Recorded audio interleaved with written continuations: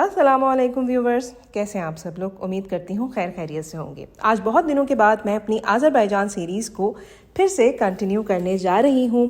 आप लोग भी सोच रहे होंगे कि मैं इतने दिनों के बाद क्यों इस सीरीज़ को कंटिन्यू कर रही हूँ। असल में बीच में मेरी कुछ तबीयत नासाज थी और कुछ इस तरह की मसरूफियात आ गई थी जिसकी वजह से मैं वीडियोज़ पे बिल्कुल भी ध्यान नहीं दे पा रही थी, बिल्कुल भी एडिटिंग नहीं कर पा रही थी। मैंने आप लोगों के साथ अपनी डे 3 तक की आइटनरी शेयर की थी। आज मैं आपके साथ डे 4 की आइटनरी शेयर करूंगी। जब हमारा डे 3 था, जिस दिन हमने एप्शॉन रीजन को एक्सप्लोर किया था, तो उसके बाद हम लोग थोड़ा जल्दी अपने होटल आ गए थे और होटल आने के बाद हमने थोड़ा आराम किया और सोचा कि शाम में ज़रा थोड़ी वॉक करेंगे, जो हमारे होटल के इर्द गिर्द का एरिया है उसको एक्सप्लोर करेंगे और साथ में कुछ शॉपिंग करेंगे। यहाँ पे टनल्स के अंदर अंडरग्राउंड मार्केट्स होती हैं जो कि बहुत ही रीज़नेबल होती हैं, जहाँ से आप सोवेनियर्स ले सकते हैं, गिफ्ट आइटम्स ले सकते हैं। इसके अलावा कुछ कपड़े और कुछ होम एक्सेसरीज़ भी यहाँ पे मिल जाती हैं। तो बहरहाल हमने इसी तरह की अंडरग्राउंड मार्केट से थोड़ी शॉपिंग की, जहाँ से हमने कुछ गिफ्ट आइटम्स लिए, कुछ सोवेनियर्स लिए, अपने घर के लिए भी और अपने फ्रेंड्स के लिए भी।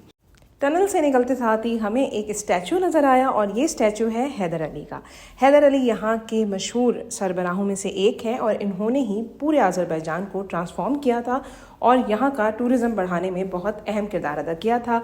तो इसलिए इनके नाम पे बहुत सारी बिल्डिंग्स और बहुत सारे मॉन्यूमेंट्स के नाम हैं, जैसे हैदर अली म्यूज़ियम, हैदर अली एयरपोर्ट और इसके अलावा और भी बहुत सारी बिल्डिंग्स हैं जो इनके नाम पर बनी हुई हैं। फिर हम थोड़ा वॉक करते हुए आगे बढ़े, कुछ जगहों को और एक्सप्लोर किया, कुछ शॉप्स देखी, कुछ रेस्टोरेंट देखे। क्योंकि हमें भूख बहुत ज़्यादा लग रही थी, इसलिए हम चाह रहे थे कि कोई अच्छा सा रेस्टोरेंट मिले और वहाँ बैठकर हम लोग डिनर करें। अभी हम यहाँ पे डिनर करने के लिए आए हैं और अंदर जा रहे हैं। बहरहाल चलते चलते हमें एक टर्किश रेस्टोरेंट दिखा और हमने सोचा कि आज डिनर यहीं पे करना चाहिए, क्योंकि काफ़ी दिनों से हम लोग ट्रेडिशनल डिनर और लंच कर रहे थे। तो हमने सोचा कि आज डिनर यहाँ पे करते हैं, क्योंकि टर्किश फूड मुझे और मेरी फैमिली को बहुत ज़्यादा पसंद है। इसलिए हमने सोचा कि आज डोनर कबाब खाते हैं। यहाँ पे हमने ऑर्डर किए थे इनका डोनर सैंडविच, इसके अलावा बारबेक्यू प्लेटर और साथ में अली नाज़िक। इनका बहुत ही मज़ेदार फूड था। और डिनर करने के बाद हम लोग दोबारा अपने होटल की तरफ चल दिए ताकि दूसरे दिन की तैयारी कर सके, क्योंकि दूसरे दिन भी सुबह हमें बाकू को एक्सप्लोर करने निकलना था। आज है हमारा डे 4 और आज हमने एक्सप्लोर करना है बाकू सिटी को। बाकू सिटी में बहुत सारी फेमस मॉन्यूमेंट्स हैं और बहुत सारी फेमस डेस्टिनेशन हैं जिन्हें हम आज एक्सप्लोर करेंगे। हमने अपना स्टार्ट लिया हाईलैंड पार्क से। हाईलैंड पार्क वो मशहूर जगह है जहाँ से आपको बाकू की पूरी स्काई लाइन का एरियल व्यू देखने को मिलता है। हमने स्टार्ट लिया सोल्जर्स की यादगार से। जब हाईलैंड पार्क की एंट्रेंस पे हम जाते हैं तो हमें यहाँ पे सोल्जर्स की यादगार मिलती है, शोहदा की यादगार मिलती है। असल में 92 में आज़रबाईजान की वॉर हुई थी आर्मीनिया के साथ और इनके काफ़ी सारे सोल्जर्स वहाँ पे शहीद हुए थे, तो उनकी यहाँ पे उन्होंने कब्रें बनाई हुई हैं एक साइड पर। जब हम हाईलैंड पार्क की तरफ वॉक करते हैं तो हमें वो कब्रें देखने को मिलती हैं। एक साइड पे आपको यहाँ पे पार्लियामेंट हाउस देखने को मिलेगा और उसके दूसरी साइड पे आपको मिलेंगे फ्लेम टावर्स एक्सप्लोर करने के लिए। ये बहुत फेमस स्पॉट है यहाँ का, जहाँ पे काफ़ी सारी जो यहाँ की मशहूर जगहें हैं वो एक साथ ही बनी हुई हैं। ये वो मस्जिद है जो शोहदा की याद में बनाई गई थी और उसके बराबर में स्टेशन है ट्रैम का, ताकि आप हाईलैंड पार्क ट्रैम से जा सकें, क्योंकि बहुत सारे लोग ऐसे होते हैं जो वॉक करके नहीं जा पाते, तो वो ट्रैम से जाते हैं। और पीछे हमारे फ्लेम टावर्स हैं और अभी हम हाईलैंड पार्क की तरफ जा रहे हैं वॉक करके। बहुत खूबसूरत उन्होंने ये जगह बनाई हुई है। यहाँ पे इनके जो शहीद हैं उनकी भी यादगारें हैं और ग्रेवयार्ड्स बनी हुई है मेरे यहाँ राइट साइड पे। मैं वो भी आपको दिखाऊंगी साथ साथ। और ये बहुत अच्छा इन्होंने वॉकवे बनाया हुआ है। देखने में ऐसा लग रहा है कि आज सनी डे है आज सनी डे, लेकिन सर्दी बहुत ज़्यादा है। सूरज के निकलने से कोई ख़ास फर्क नहीं पड़ा, बहुत तेज़ हवा है यहाँ पे। जिस वॉक वे पे अभी हम वॉक कर रहे हैं ये बहुत ही तवील है और अगर आपसे ज़्यादा वॉक नहीं की जाती तो आप हरगिज़ इस पे वॉक नहीं कीजिएगा, क्योंकि हमारी भी चलते चलते सांस फूल गई थी। लेकिन हमें मज़ा बहुत आ रहा था क्योंकि मौसम काफ़ी अच्छा था और बहुत ही तेज़ हवाएं चल रही थी। वैसे हवाएं तो यहाँ पे तेज़ ही चलती हैं और इसको सिटी ऑफ विंड भी कहा जाता है। जब हम ऊपर गए तो हमें एक डोम नज़र आया और डोम के नीचे कुछ फायर बर्न हुई हुई थी। ये बेसिकली शोहदा की याद में इस फायर को बर्न किया गया है। और इसके अलावा भी आपको काफ़ी जगहों पे यहाँ फायर बर्न हुई हुई नज़र आएगी, जो इस बात की अलामत है कि यानी कि ऑयल और मीथेन गैस इनकी नेचुरल रिसोर्सेज में से एक है, तो उसको ये लोग हर जगह रिप्रेजेंट करते हैं। जब हम हाईलैंड पार्क में ऊपर पहुंचते हैं तो हमें काफ़ी सारी मशहूर फेमस बिल्डिंग्स इनकी नज़र आती हैं। ये जो सामने वाली बिल्डिंग है ये है यहाँ का सबसे बड़ा मॉल। जिस तरह दुबई में दुबई मॉल है, इसी तरह आज़रबाईजान का सबसे बड़ा मॉल ये वाली बिल्डिंग है। उसके बाद आप यहाँ से जब थोड़ा सा कैमरा घुमाते हैं और देखते हैं तो आपको बिल्कुल कंप्लीट लुक नज़र आता है फ्लेम टावर्स का। फ्लेम टावर्स रात को ज़्यादा अच्छे लगते हैं। अगर आप रात में हाईलैंड पार्क जाएंगे तो आपको फ्लेम टावर्स का लाइट शो भी नज़र आएगा। इसके अलावा आपको बहुत सारी फेमस बिल्डिंग्स और फेमस मॉन्यूमेंट्स यहाँ से नज़र आते हैं। बहुत ही खूबसूरत व्यू आपको कैस्पियन सी का भी देखने को मिलता है। कुछ बिल्डिंग्स ऐसी थी जिनके नाम मुझे नहीं पता थे, तो वो मुझे पता चले थे हैदर अली म्यूज़ियम जाने के बाद। तो जब हैदर अली म्यूज़ियम की वीडियो मैं आपके साथ शेयर करूँगी तो इन तमाम तर मॉन्यूमेंट्स और फेमस बिल्डिंग्स के नाम भी तभी आपके साथ शेयर करूँगी। खैर, एक सजेशन देना चाहूँगी कि जब हाईलैंड पार्क जाएँ तो थोड़े गर्म कपड़े पहन के जाएँ, क्योंकि ऊपर हवा बहुत ज़्यादा होती है। ये हम कारपेट म्यूज़ियम के पास आए हुए हैं और इसका शेप बिल्कुल कारपेट की तरह है। 10 मनात इसका जो है वो टिकट है। अब हम जा रहे हैं पार्क की तरफ। यहाँ से आपको फ्लेम टावर्स भी नज़र आ रहे होंगे। अब हम लोग जा रहे हैं। यहाँ पे आप वॉक कर सकते हैं। यहाँ का आर्किटेक्चर बहुत खूबसूरत है। ये कारपेट म्यूज़ियम अंदर से भी बहुत प्यारा बना है, लेकिन हम लोग इसके अंदर नहीं गए थे क्योंकि इसमें ज़्यादा ख़ास चीज़ें नहीं हैं देखने के लिए। डिफरेंट तरह के कारपेट्स हैं और कारपेट्स की किस तरह मेकिंग होती है वो यहाँ पे दिखाया गया है। तो ये चीज़ें आपको हैदर अली म्यूज़ियम में भी देखने को मिल जाएंगी। तो कोशिश करें कि उस तरह की चीज़ों को अवॉइड करें जिसमें टाइम थोड़ा वेस्ट होता हो, लेकिन अगर टाइम है तो आप इसको विजिट भी कर सकते हैं। बहरहाल हमें जाना था गोंडोला राइड के लिए, तो यहाँ पर आप देख सकते हैं कितनी प्यारी बोट्स यहाँ पर चल रही हैं। हम चले गए गोंडोला राइड लेने। ये एक पार्क है जहाँ पे आपको डिफरेंट एक्टिविटीज़ करने को मिलेंगी और साथ में आप कैस्पियन सी का व्यू भी एंजॉय कर सकते हैं यहाँ से। तो गोंडोला राइड के जो प्राइस हैं वो है 20 मनात। आप 20 मनात का टिकट ले सकते हैं और यहाँ पे इजीली राइड एंजॉय कर सकते हैं। और राइड एंजॉय करते साथ आप डिफरेंट जगहों को भी देख सकते हैं, क्योंकि जब आप इस बोट में बैठते हैं तो आपको फ्लेम टावर्स भी नज़र आते हैं, आपको कारपेट म्यूज़ियम भी नज़र आता है, कैस्पियन सी का व्यू भी देखने को मिलता है। इसके अलावा बहुत सारी चीज़ें आपको देखने को मिलती हैं इस राइड के दौरान।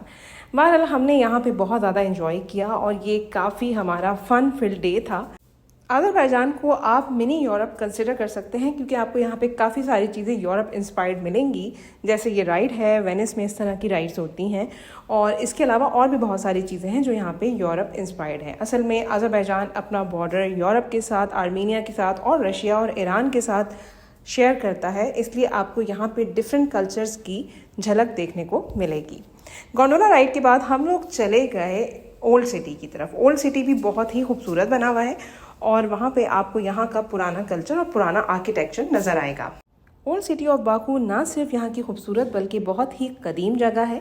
यहाँ पे आपको डिफरेंट स्टाइल की पुराने ज़माने की स्ट्रीट्स नज़र आएंगी, जहाँ पे आप चलते हुए यहाँ का खूबसूरत आर्किटेक्चर एंजॉय कर सकते हैं।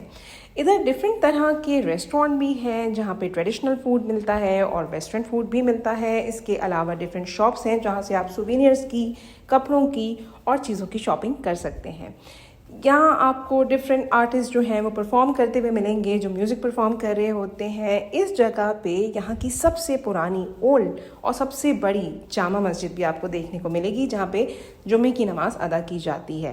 साथ ही साथ यहाँ पे मेडन टावर भी हैं और कुछ पुरानी बिल्डिंग्स भी हैं जो कि अब म्यूज़ियम बना दी गई हैं। ये बिल्डिंग आपको नज़र आ रही है जिस पे डिफरेंट स्कल्पचर्स बने हुए हैं जो कि बहुत ही खूबसूरती से बनाए गए हैं। इसके अलावा जब हम इसके एग्ज़िट पे जाते हैं ओल्ड सिटी के, तो आपको जो बाकू न्यू सिटी है उसका भी व्यू देखने को मिलता है। और साथ ही साथ जब हम एग्ज़िट की तरफ जाते हैं तो हमें वहाँ मेडन टावर देखने को मिलते हैं। मेडन टावर एक बहुत ही पुराना टावर है जो कि 12th सेंचुरी में बनाया गया था, तो उसके आसार कदीमा भी आपको मिलते हैं। बहरहाल इस शहर के इर्द गिर्द 2007 में बाउंड्री वॉल बनाई गई थी ताकि इस जगह को प्रिजर्व किया जा सके। तो ये एक काफ़ी अच्छी और फेमस प्लेस है जिसको आपने विज़िट करना है। जब आप बाकू को विज़िट करें तो बाकू की डिफरेंट मॉन्यूमेंट्स और फेमस जगहों में ये भी एक फेमस जगह है। ओल्ड सिटी से निकलते साथ ही हम दाखिल हो जाते हैं निज़ामी स्ट्रीट में। निज़ामी स्ट्रीट बाकू की फेमस प्लेस है जो कि टूरिस्ट में भी बहुत मशहूर है। यहाँ पे बहुत सारे होटल भी हैं, तो अक्सर टूरिस्ट यहीं पे स्टे करना पसंद करते हैं। ये स्ट्रीट मशहूर है अपने लिटरेचर म्यूज़ियम की वजह से, जो कि आपको भी नज़र आ रहा है। इसके अलावा यहाँ पे एक फाउंटेन स्क्वायर है और यहाँ पे अज़रबैजान का सबसे बड़ा ओपेरा एंड बैले थिएटर भी है। यहाँ पे आपको निज़ामी गंजवी का एक स्टैचू भी नज़र आएगा। असल में ये स्ट्रीट उन्हीं के नाम पर बनाई गई है। तो निज़ामी स्ट्रीट यहाँ की सबसे मशहूर जगह है और ये सिटी सेंटर भी है। तो यहाँ पे आपको काफ़ी सारे शॉपिंग मॉल्स, बड़े रेस्टोरेंट्स और बहुत बड़े बड़े ब्रांड्स के स्टोर भी मिलेंगे। तो यहाँ से आप शॉपिंग भी कर सकते हैं। इसके अलावा इस जगह पे आप एंटरटेनमेंट पर्पज़ के लिए भी जा सकते हैं। यहाँ पे हम लोगों ने वॉक की क्योंकि यहाँ पे कुछ फेस्टिवल सा लगा हुआ था। असल में जिन दिनों में हमने विज़िट किया था अज़रबैजान को, उन दिनों वहाँ पे नौरोज़ की सेलिब्रेशंस चल रही थी। तो ये सारी सेलिब्रेशंस और ये सारा फेस्टिवल जो आपको निज़ामी स्ट्रीट पे नज़र आ रहा है, ये नौरोज़ की खुशी में ही है, क्योंकि यहाँ पे पर्शियन कल्चर का बहुत ज़्यादा इन्फ्लुएंस आपको नज़र आता है। तो इसलिए पर्शियंस की तरह ये लोग भी नौरोज़ को बहुत ज़्यादा जोशो खरोश से मनाते हैं। बहरहाल बहुत ही अच्छी और लाइवली प्लेस है। यहाँ पे अगर आप चाहें तो रुक भी सकते हैं, क्योंकि यहाँ पे काफ़ी सारे होटल्स भी हैं। अक्सर टूरिस्ट यहाँ पे रुकना पसंद करते हैं क्योंकि ये सिटी सेंटर है और यहाँ से बहुत सारी फेमस प्लेसेस और मॉन्यूमेंट्स करीब हैं। तो लोगों को यहाँ पे रहना अच्छा लगता है और यहाँ से दूसरी जगहों पे जाना और दूसरी जगहों का एक्सेस भी इजी है। तो लोग ज़्यादातर यहीं पे स्टे करना पसंद करते हैं। शाम हो गई थी और मगरिब का टाइम होने वाला था, तो हम एक मॉल के अंदर चले गए ताकि वहाँ पे जाके वज़ू कर सकें और वज़ू करने के बाद नमाज़ अदा कर सकें।